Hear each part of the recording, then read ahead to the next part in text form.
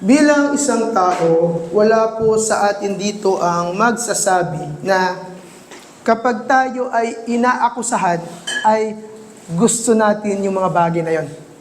Ang ibig ko pong sabihin ay wala po sa atin dito ang gustong maparatangan. At kung tayo man po ay makatanggap ng paratang mula sa isang tao, meron po tayong ginagawa. Una, itatanggi natin ito. Pangalawa, iiwasan natin ito. Ang ginagawa po natin ay papalitan natin yung usapan. Pwede rin naman po na ibuntun natin sa iba yung sisi dun sa mga bagay. At sa kabila na totoo naman yung bintang sa atin o yung paratang sa atin, likas po sa ating mga tao na hindi aminin ang ating mga pagkakasala. At kung ating pong babalikan ang ginawang pagkakasala po ng ating unang magulang na si Adan at si Eva, nung sila po ay tinanong ng Diyos, nang tanungin po ng Diyos si Adan kung kinain ba niya yung bunga ng puno na ipinagbabawal sa kanyang kainin, ang naging tugon ng lalaki ay ibinunto niya po sa kanyang asawa ang sisi, hindi lamang po sa kanyang asawa, maging sa Diyos. At nung binigay na po ng Diyos ang sisi doon sa babae, ganoon din po ang ginawa ng babae. Ibinuntong niya po ang sisi doon sa ahas. Ito pong mga bagay na ginawa ng ating mga unang magulang ay pattern po na ginagawa rin natin hanggang sa oras na ito. Tayo po ay mga tao na tunay na iniiwasan ang mga paratang sa atin. At mula po doon sa katikismo na ating binasa, makikita po natin doon na meron pong 3 tugon ang tao doon sa charges ng Diyos sa Kanya. O the charges ng Diyos sa atin. So bago po natin tignan yung 3 charges na yon, ano po ba muna yung charge sa atin ng Diyos? In Romans chapter 3 verse 23, all have sinned and fall short of the glory of God. Ito po yung binabanggit po sa atin ng Diyos mula sa kanyang mga salita. At kaya naman po, ang tagiging tugon ngayon natin ay, isn't God unjust by commanding us to be obedient when He knows we're not able to do it? Pangalawa po, why can God allow our sins to go unpunished? At yung pangatlo, so much for God being merciful, why does He insist on judgment? Ito pong 3 katanungang ito na pag-alis o pag-iwas doon sa dapat nating tanggapin ay tunay na ipapaliwanag sa atin ng katikismo na kailanman kahit meron tayong mga ganitong palusot, hindi tayo makakalusot sa katotohanan.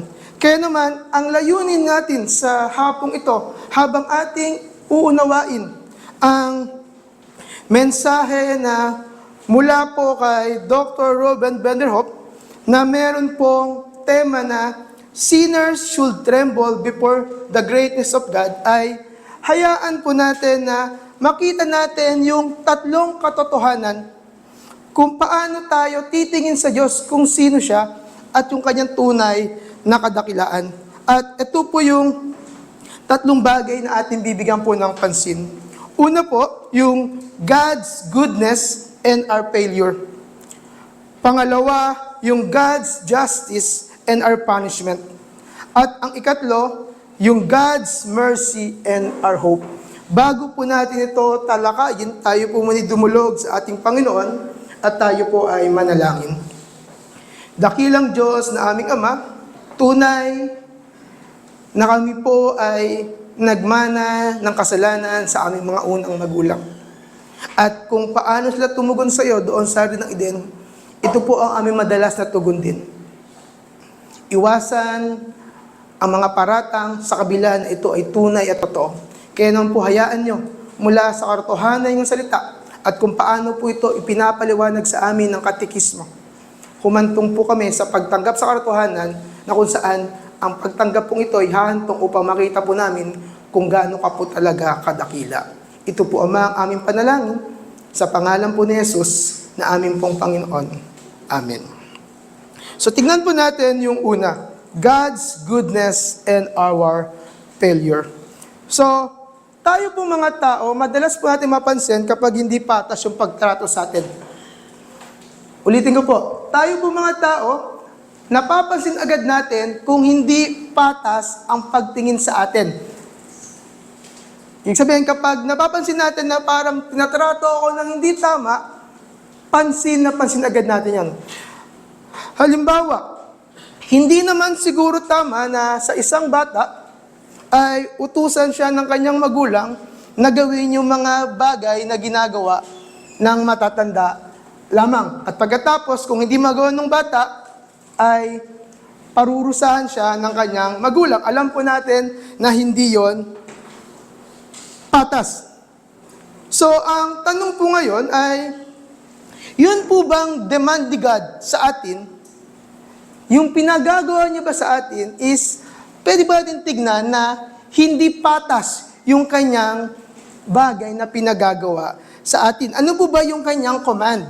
In Lord's Day 2, nakita po natin ang kanyang command ay, ibigin natin siya ng ating buong sarili, at gayon din naman, ibigin natin ng tama ang ating kapwa. At kung ipagpapatuloy natin siya, in Lord's Day 3, masasagot sa atin yung isang katotohanan na hindi natin ito kayang gawin. Kung siya ay nagpapagawa ng mabuti sa atin, ang kaya lang natin gawin ay gawin yung masama. Hindi gawin yung pinagagawa niya at gawin yung hindi niya pinagagawa. Kaya naman po, maganda po yung tanong nung katekismo na hindi ba makatwiran na ipagawa pa ng Diyos yung isang bagay na hindi ko naman pala na kayang gawin. So kung babalikan po natin doon sa pagkakasala ng ating unang magulang na si Adan at si Eva, malinaw sa atin, pag-aaral natin last Sunday, na hindi po Diyos ang may kasalanan doon. Kasalanan po yon ng tao. At para sa atin, okay, nung panahong sila inilikha, meron silang kakayanan, hindi nila nagawa, mali sila doon. Walang kasalanan ng Diyos. Ulitin ko po. Dahil si Adan at si Eva ay nilikha na may kakayang gumawa, sumunod sa Diyos. Sila ang pumiling sumuway, kaya naman sila ang may kasalanan. At alam ngayon natin, yung kanilang kasalanan ay hindi lang naka-epekto sa kanila. Naka-epekto sa lahat sa atin. Ibig sabihin, lahat na lang ng sanggol na isisilang pagkatapos ang kanilang pagkakasala ay wala ng kakayanan na gawin ang mga bagay na pinagagawa ng Diyos. Kaya naman, pwede kong sabihin ngayon, at pwede nyo sabihin ngayon, kung sila ay pwedeng sisihin ng Diyos sa kanilang kasalanan, kasi meron silang kakayanan, paano naman ako? Paano naman kayo? Wala na kayong kakayanan. At alam din naman ng Diyos yung mga bagay na iyon. So, paano po ngayon natin maitatama yung kaisipan na sa kabila na ako ay walang kakayanan na gawin yung mga bagay-bagay na pinagagawa ng Diyos, makatwiran pa rin ng Diyos na ako ay singilin at pagawa sa akin yung mga bagay na iyon. Kung titignan po natin ay tayo po ay merong pagkakaisa sa ating unang magulang, especially kay Adan. Ang ibig sabihin lamang po nung binanggit ko na meron tayong harmony o pagkakaisa kay Adan ay dahil tayo tulad ni Adan ay nilikha ng Diyos, tayo ngayon ay binibigyan din ng responsibilidad doon sa ating mga kilos at paggawa. Na ang ibig sabihin ay nandun pa rin tayo dun sa requirements na hinihingi ng Diyos at wala tayong pwedeng idahilan sa Kanya. Kasi ibinigay po iyon sa lahat ng nilikha, una lamang kay Adan at kasama tayo roon. At kung atin pa nga pong titingnang mabuti, iba po kasi yung pagkaunawa natin doon sa pagsuway, disobedience. At iba po yung tinatawag nating deliberate. Pag sinabi nating deliberate, ito yung alam ko na talagang mali, pero gagawin ko pa rin. So may dalawang uri po kasi tayo ng pagsuway. Pagsuway na hindi ko sinasadya, at pagsuway na tunay kong sinasadya. So ano po yung ibig sabihin nung kasalanang hindi ko sinadya? Yun yung mga pagkakataon na nadala siya ng pangyayari at wala na akong control dun sa pangyayaring iyon. Pero kapag binanggit natin yung sinadyang pagkakasala, ito yung alam ko na, pero mas pinili ko pa rin gawin yung mga bagay na iyon. At aminin man po natin at sa hindi, nagkakasala tayo ng hindi sadya, pero mas madalas na ang ating pagkakasala ay nandoon sa punto na sinasadya talaga nating magkasala. Ang ibig sabihin, alam ko yung dapat kong gawin, pero pinili kong hindi gawin. Alam ko yung bagay na hindi ko dapat gawin, pero pinili ko pa rin gawin. At ito yung katotohanan patungkol sa atin. Kung ating makikita, ang ating Diyos po ay tunay na makatwiran na magbigay sa atin ng mga bagay na dapat nating gawin. Kailanman hindi siya naging walang katwiran doon. Siya ay palaging makatwiran. At ang magiging resulta sa atin ay makita po natin yung ating pagiging masama at pagiging makasalanan. Ang ibig sabihin lamang po na tunay na yung ating ginagawang kamalian, wala pong sino man ang nagpupumilit sa atin nun. Tayo po ay malaya at gusto natin yung mga bagay na mali at kasalanang ginagawa natin. Kaya naman po, kung atin titignan sa ating pong pang-araw-araw na pamumuhay, ang mga bagay na yon, una po sa mga anak. Ang ating pong mga magulang ay nagbibigay po sa atin ng mga bagay na dapat nating gawin at hindi natin dapat gawin.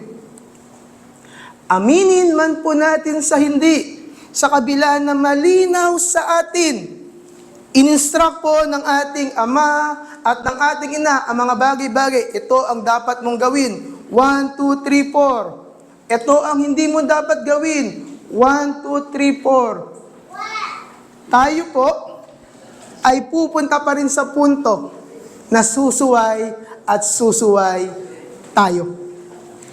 Kasi yun po yung likas at totoo sa atin.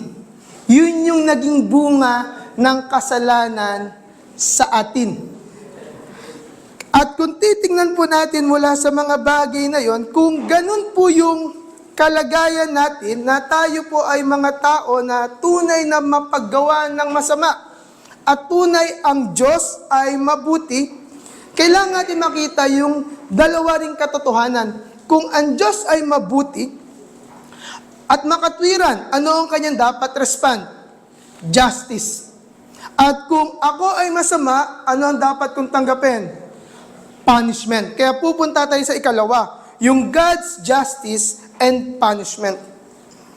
Sa ating po mga tao, pag tayo po'y nagkamali, ang atin pong normal na magiging tugon, pwede ba na palagpasin mo muna ako? So, palagi ko po itong naririnig doon sa mga aking pong mga estudyante, every time na meron pong assignment, homework na ipagagawa, pero pagpasok nila kinabukasan, wala sila. So, tatanungin ko yung aking mag-aaral, bakit wala kang assignment? They give the reason. Blah, blah, blah, blah. Sasabihin nun, may ginawa po akong ganito. Tapos, nagkaroon po kami ng problemang ganito. Ang nakaka-inis na sagot, nakalimutan ko po. So, alam po yun ng mga teachers, kapag yun ang tugon, medyo nakakainis yun, nakalimutan. At ano expect ngayon ng mga batang yon? Okay na yon. Bukas, gawa ka na lang pag meron ulit assignment. So yun yung expectation natin mga tao, na kapag tayo ay nakagawa ng mali, pwede ba na palagpasin mo muna ito, bigyan mo ako ng kunting awa. Pwede bang maawa ka sa akin kahit kaunti lamang? Pero mula po dito, makikita po natin na kung ganito yung ating pagtingin, every time na tayo nagkakamali at, Panginoon, pwede ba na pagbigyan mo muna ako? Bumababa po yung ating pagtingin sa Kanya bilang Diyos at bumababa yung pagtingin natin sa Kanyang mga utos. Ibig sabihin, nakikita natin na Siya bilang Diyos at yung Kanyang utos ay pwedeng mabali at pwedeng magbago depende sa sitwasyon ng tao. Ngunit hindi po yun dapat ang ating maging tugon. Kundi dapat makita po natin na ang Diyos ay hindi natutuwa. Gamitin ko na yung term. Siya ay nagagalit sa bawat pagkakataon na tayo ay gumagawa ng mali at tayo ay sumusuway sa lahat ng Kanyang pinag-uutos. Ang ibig sabihin ng kung nauunawaan natin sa isipan na siya ay nagagalit, merong matinding dahilan kung bakit yon ganoon. Tayong mga tao, madalas ang ating pagkagalit ay bunga ng ating pagiging makasalanan. Yung ating pagkagalit ay bunga ng ating emosyon, at dahil tayo ay makasalanan, ay meron po itong kasamang kasalanan. Sabihin, nagagalit tayo at may kasama yung kasalanan. Pero iba po pagdating sa Diyos. Ang reason po ng Kanyang pagkagalit ay nakauko, nandun sa punto ng Kanyang kabanalan. Ibig sabihin, dahil Siya ay isang banal na Diyos, every time na yon ay may bagay kang hindi nagagawa, nasasagi mo. Yun na yung term na gagamitin ko. Nasasagi mo yung Kanyang pagiging banal, at dahil Siya ay banal, hindi Siya natutuwa na sinasagi mo o binabaliwala mo yung Kanyang pagiging banal. At sa ganun pong punto, ay pwedeng sabihin na, di ba isa naman siyang mapagmahal na ama? Hindi ba pwede ang isang mapagmahal na ama ay mahabag at pagbigyan na lamang yung pagkakamali ng kanyang minamahal na anak? Kung titignan po natin, sinasabi po sa binasa nating talata kanina, ang isang ama ay hindi natutuwa sa pagkakasala ng kanyang anak. At kung paano po ito inayos sa awit ni Moses, pinauunawa na yung pag-ibig ng ama doon sa kanyang anak ay sa pamagitan ng pagtutuwid at pagdidisiplina sa kanya. Nang ibig sabihin, pag tayo po ay nagkakamali, hindi po tayo pupunta sa punto na pwede bang palampasin mo na ako dito? Pwede ba na hayaan mo na lang itong mga bagay na to? Kundi kailangan malinaw sa atin yung pag-unawa na hindi ang Diyos natutuwa, kaya naman meron siyang gagawin para dito. At doon po sa talatang ating binasa na binigay na warning ni Moses is ipinauunawa na yung mga bagay na nararanasan ng tao sa kanilang pagsuway ay pagkilos ng Diyos pagmamahal ng Diyos upang makita nila yung kanilang pagkakamali at ibalik muli sila doon sa kanyang habag at sa kanyang biyaya. Kung atin pong kinikilala na tayo po ay mga anak ng Diyos, kinikilala natin siya ay mabuti sa atin, kailangan din na ma-recognize bilang isang mapagmahal at mabuting Ama, hindi niya tayo kinukonsinte sa ating mga kamalian, kundi nandoon yung kanyang mapagmahal na disiplina. Hinahayaan niya na masaktan tayo, mahirapan tayo dun sa mga bagay na epekto ng ating pagkakasala upang makita natin yung kanya pong mapagmahal na yakap muli sa atin. Sa oras na tayo ay magsisi, patuloy po siyang nakaabang at muli tayong tatanggapin. Kaya naman po, every time na tayo po ngayon ay nagkakasala, ang ating po magiging dapat proper stand. Hindi po ilagan yung sisi sa atin. Hindi yung ituturo ko sa iba, itatanggi ko, kundi ang tama nating respond ay aminin ang ating mga kasalanan.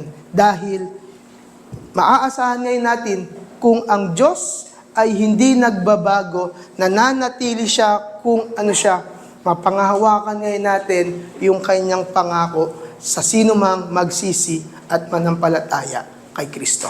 At dito po tayo pupunta doon sa ikatlo pong katotohanan. Yun pong God's mercy and our hope.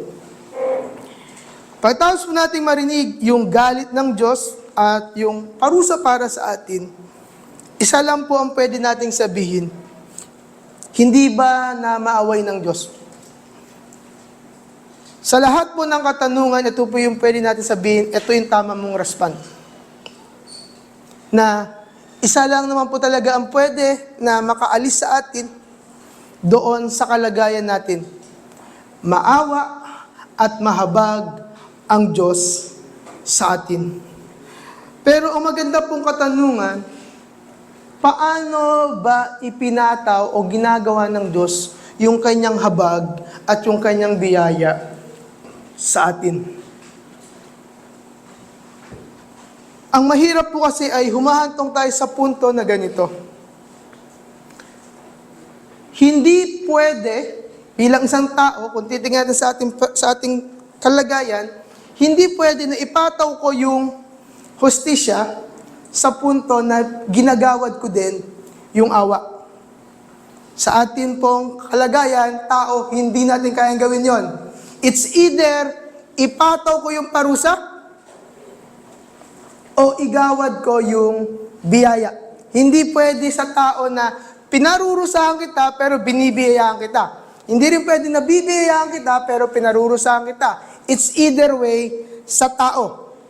Sa isang magulang, either i-discipline niya to o parusahan niya ito dun sa dapat niyang tanggapin o hayaan niya yon. Hindi pwedeng parehas yung maranasan. So, kailangan din maunawaan na doon sa punto na merong biyaya at habag ang Diyos, kailangan din malilimot na hindi niya hahayaan na yung kasalanan ay hindi pa rin mabayaran. Ibig sabihin, hindi pwede na dahil siya ay naawa, kakalimutan niya na yung kasalanan at hahayaan niya nang hindi maparusahan yung dapat maparusahan. At dito po ngayon papasok yung mabuting balita ng pagliligtas ng Diyos sa pamagitan ng ating Panginoong Hesukristo. Na kung saan itinuturo sa atin yung isang katotohanan na ang habag ng Diyos sa atin ay ating tinanggap. Kasi yung puot ng Diyos ay tinanggap ni Kristo para sa atin. Uulitin ko po. Inuunawa natin yung biyaya at habag ng Diyos sa atin, hindi doon sa punto na hinayaan na lamang ng Diyos yung kasalanan ko na hindi maparusahan, kundi inuunawa ko na yung kasalanan kong dapat maparusahan, may ibang umako noon sa akin. At ito'y sa pamagitan ng ating Panginoong Hesukristo. Kaya naman po, mga minamahal na kapatid, mula po dun sa mga katotohanan na atin pong napakinggan ngayong hapon, dapat po tayo nitong dalhin sa isang tamang pagtingin sa mga bagay-bagay. Bilang isang makasalanan, dapat nandun po tayo na tunay nating nakikita yung kadakilaan ng Diyos. At makikita lamang natin yung kanyang kadakilaan kung una makikita natin na siya ay makatwiran at tayo ay makasalanan. Makikita lang natin yun kung maunawaan natin yung kanyang hustisya at yung parusa na para sa atin. Gayon din naman, makikita rin natin yung kanyang biyaya na tunay nating pag-asa. At sa oras po na maunawaan natin ang mga bagay pong yon, makita natin yung kanyang kadakilaan. Doon lang tayo tunay na hahantong doon sa isang buhay na makikita natin na inaamin natin ang ating mga kasalanan.